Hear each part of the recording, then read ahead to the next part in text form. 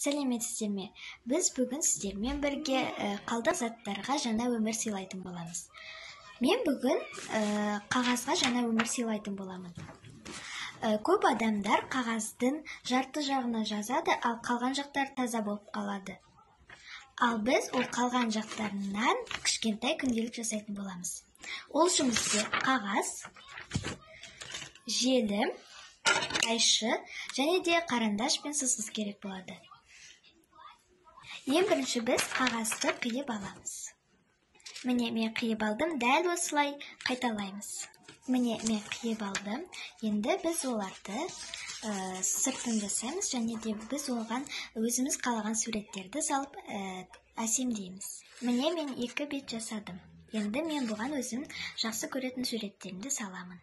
Оған суреттер салу үшін бізге қарандаштар, фломастерлер керек болады.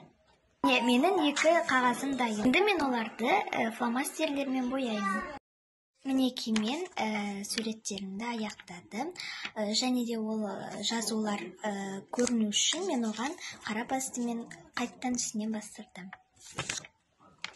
Ал енді біз бұларды желіммен желімдейміз. Міне менің күнделігім дайын.